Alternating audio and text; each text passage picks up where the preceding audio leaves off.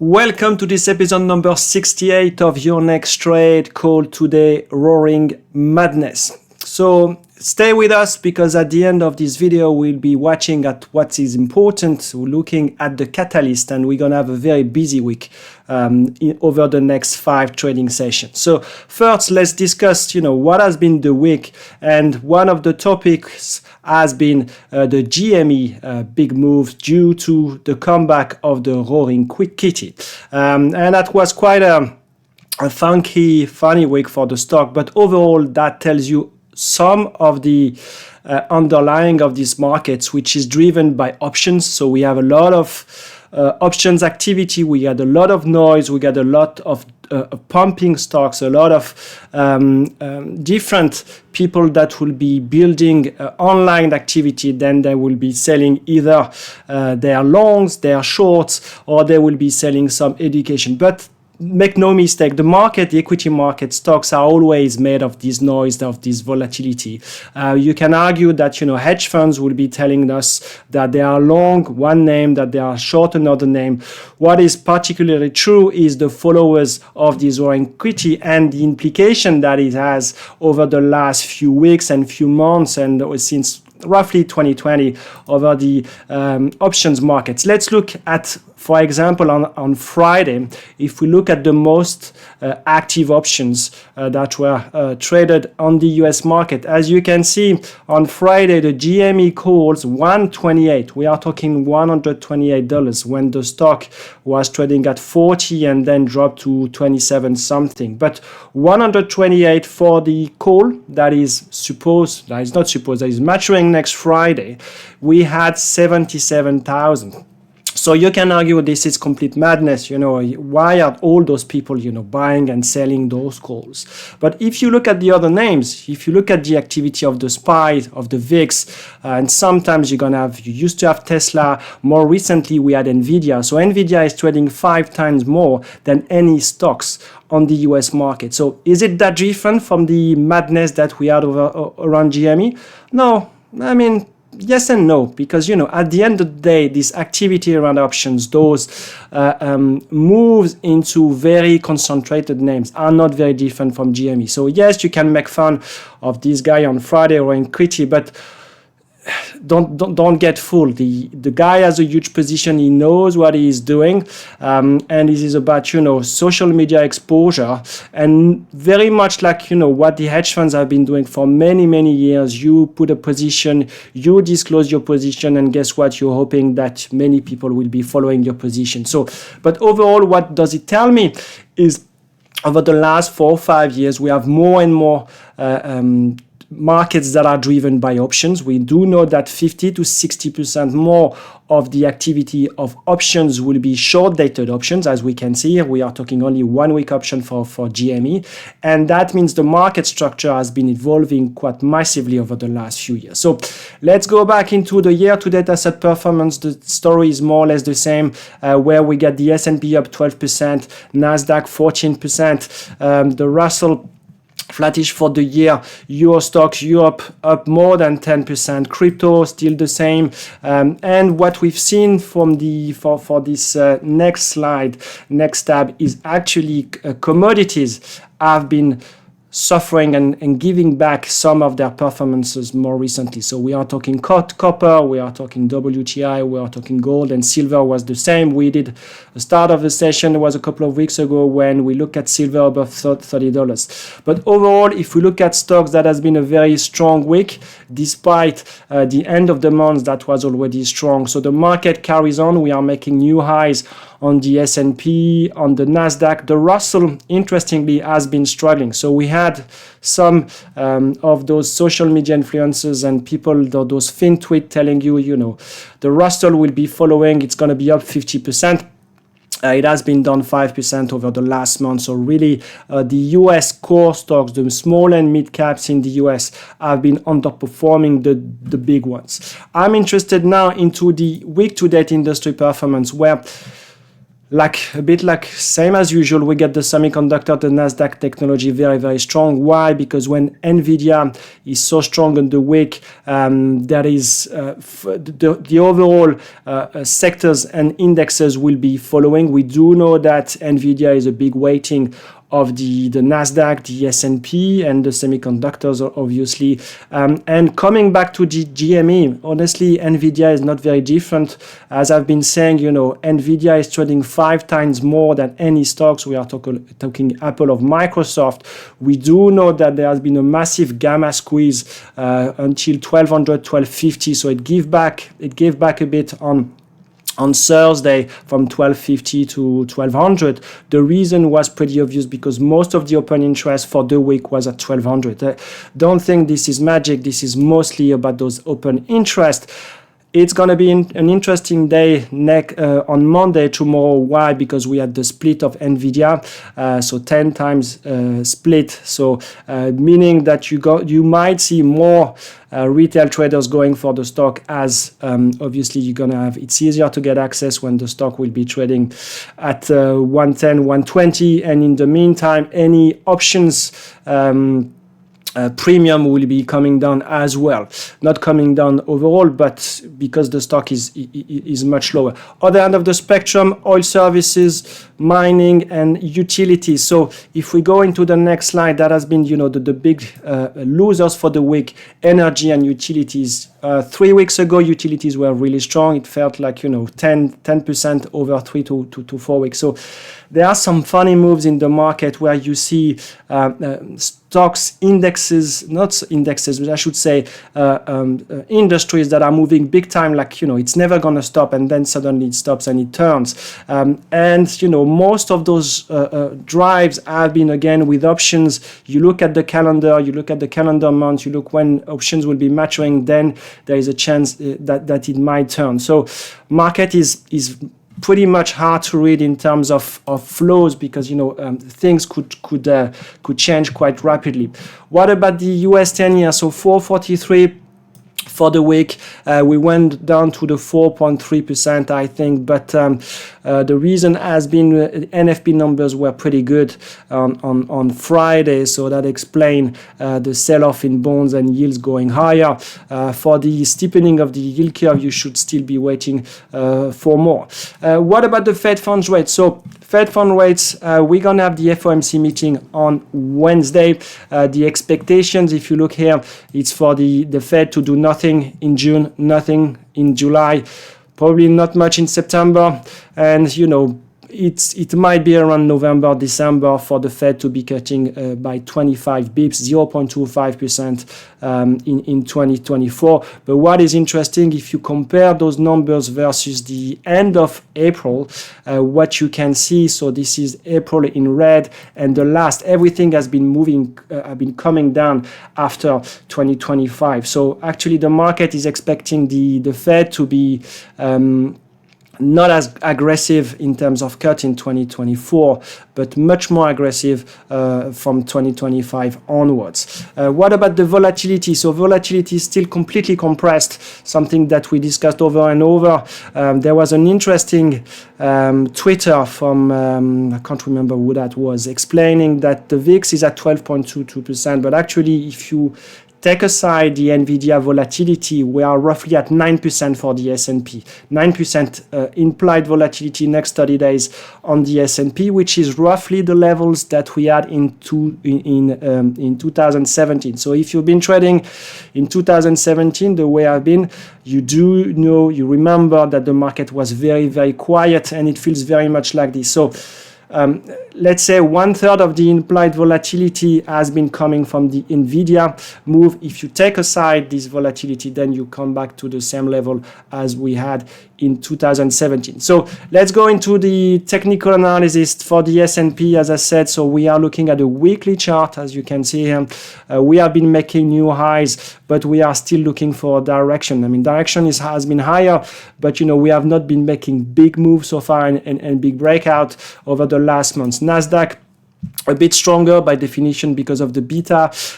Russell, as I've been really telling you for the last few weeks, few months, really struggling to outperform. The 2105 has been a big level, and that has been confirmed over the last months where we underperform the other indexes by 3 to 5. What about this Meta of this world, the FANG of this world? You know, as long as NVIDIA is doing fine, the market is doing fine. We're going to have a big week for the FANG because we're going to have Apple, we're going to have NVIDIA, and we're going to have Tesla drivers, something that we're going to be talking over the catalyst. CL1 for oil at 75, so coming to the mid 70s. Why? Because the US are still producing like there is no tomorrow, and that's putting pressure on oil. An interesting one is copper.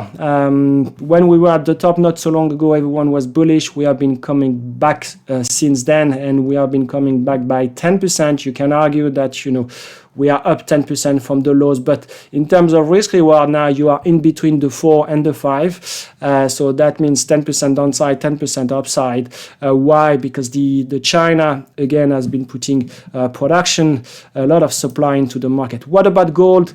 Gold consolidation has been struggling. China has been saying that they're cut. Were not buying any gold reserves in May, and on Friday the market didn't like it. So if you've been on the trading Discord community, this is something that I flagged when the news came out, and that was a 3%, you know, down move on the day. Silver, same thing, you know, giving back some of its performance. I'm looking at the DAX for Europe. The chart is beautiful. It's still the same. We are going into and trading into this trend. And finally, I think I wanted to look at another one. Yes, this is the dollar, the yuan versus dollar versus China. So we might have a big move now. You know, it's trading 7.25 for quite some time. The closer that we get to the elections, the more chances we have to get a big move. So let's go back into the Excel spreadsheet, looking at what happened for the week, starting with the S&P futures over the last 5 sessions. Not much over the first 2 days after a strong move that we had on the Friday, which was the end of the month. And then we had the ISM services that were pretty good. We ramped on that. So ISM and PMI, so services and manufacturing, as I've been showing here, I've been trending a bit higher more recently, and that's true in the US and in Europe and China. So the soft data have been pretty good. The issue has been since the COVID, the divergence and the readings have not been great for ISM and PMIs. Why? Because we had huge dislocation in terms of production, in terms of inflation, in terms of the supply chain. So what we are seeing more recently is the soft data is getting a bit better versus actually hard data that is telling us that the world and that the US are slowing. So we are not talking about a 2 to 3% US GDP growth. We are talking probably 1 to 1.5%. Then, you know, we had the NFP on Friday. So NFP came out at 272,000 jobs created, and that gives you an unemployment rate of 4%. What is interesting is this number has been pretty good, and you know, if you look over the last few months, the trend has been okay, but there has been a huge divergence between the NFP number and most of the job number. So if you want to go into conspiracy, you will say those numbers are fake. I think this is more complicated than that, but I don't think that the NFP number is giving you the right picture about the job market. First thing first is many of the jobs that have been created have been temp jobs, and you have a lot of ways to calculate the number. So overall, if you look at the other numbers that will tell you that we get a degradation of the job market in the US, and that will become an issue for 2 reasons. The first reason is when people lose their job, actually they don't have access to the same kind of money. And if you look at, you know, something that I've been trying to time, and I've been pretty wrong at doing it, is U.S. consumer has been building reserves during COVID. Those reserves are out, and what we are seeing from the data is when you lose your jobs, actually the consumption will be struggling. And that is confirmed by, if you look at Bank of America data, they will tell you that the US consumer has been struggling over the last couple of months. There was a very interesting conference call. I strongly advise you to listen to it or to read it, which was from 5 and below, ticker is 5, where they explained that since April, the US consumer, we are talking the low part of the consumers, the ones that don't have that much money, have been really struggling over the last couple of months. So overall, the 20% top have been consuming as much as the 60% bottom consumer, but this 60% bottom consumer has been really struggling more recently due to inflation and actually the savings that are running out. So this is, to me, really something to be looking at. As I said, I tried to time it before with not much of a success, but, that doesn't mean that you should not be looking at it. So what about the catalysts? We have tons of catalysts going into this week. We get some macro, we get some special situation, should I say, with stocks drivers. So let's start with the CPI. We get the CPI on Wednesday, so this is for inflation, and the PPI on Thursday, but that comes at the same day that we get the FOMC rate decision. Expectations are for no change, and as you can see, more recently you had some volatility on the day of the FOMC day.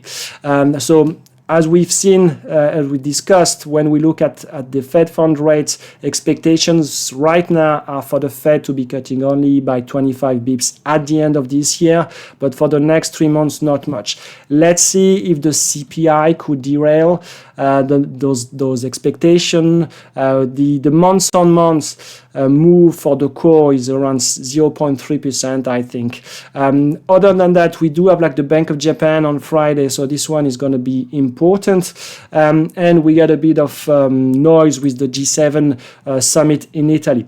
What about as well? We got many stocks drivers. We got the Apple events on Monday. So Apple has been doing a bit better more recently on artificial intelligence. It feels like if you look at price action, not at NVIDIA, but most of the other stocks that have exposure to artificial intelligence, that there is a bit of fatigue around artificial intelligence. We'll see what Apple could bring to the table. Expectations have been pretty high in terms of their communication. Monday as well, we get the NVIDIA split, so NVIDIA is trading split adjusted. We do have interesting as well earnings. We got Oracle, we get AVGO on Wednesday, so those are the names, and Adobe as well, should I say, which is going to be interesting for artificial intelligence. Then finally on Thursday, Tesla shareholder meeting after the close to decide if the shareholders are happy to give away 50 billion to Musk. Finally, in terms of the expected move, we are expecting the S&P to move by 1.4% plus or minus, which is a bit obviously higher than last week. Why? Because we have the FOMC, we get the CPI, we get the Bank of Japan. Finally, I want to end up this video with a very interesting chart from Bank of America Global Research that was shared by Bloomberg, where we look at the Nasdaq 100 realized volatility on up days versus down days. Normally, the realized volatility when the market is coming down will be higher than when it is going higher. But the FOMO, the fear of missing out, the move on the way up due to NVIDIA, due to artificial intelligence and semiconductors have been very, very strong. So as you can see here, more recently, we are talking in 2024, 2023, the realized volatility on up days has been higher than when it has been on down days. So that is very significant. That tells you a lot about how this market has been driven. And, if you've been blaming everything on GME, if you've been watching YouTube video on Friday and you're kind of thinking this guy is an idiot, he's not. Is probably a good example of what this market is about these days. And, the SPY, the NVIDIA, the Tesla, the artificial intelligence, I'm not saying that there is not something concrete, but I'm telling you that the moves have been very extreme. And due to options, due to social media, due to tons of retail traders, if you have, 500,000 people watching someone talking about GME, that tells a lot about this market. But at the end of the day, we are both portfolio managers, and traders, and we should try as much as possible to benefit from all of it. So if you have questions, if you want to join the trading community, please feel free on Discord. It's growing. I think you will have more and more smart people and interesting people sharing ideas. 4x4 video series if you want to learn, if you want to do mentoring one-on-one sessions on Zoom, that is something that works pretty well. Any questions, you send me an email. So this is it for me for this week. As I said, different drivers for big stocks, big market caps, and we have a lot of market drivers as well with inflation, FOMC, and the Bank of Japan. So this is it for me for this week. Have a good trading week. Bye-bye.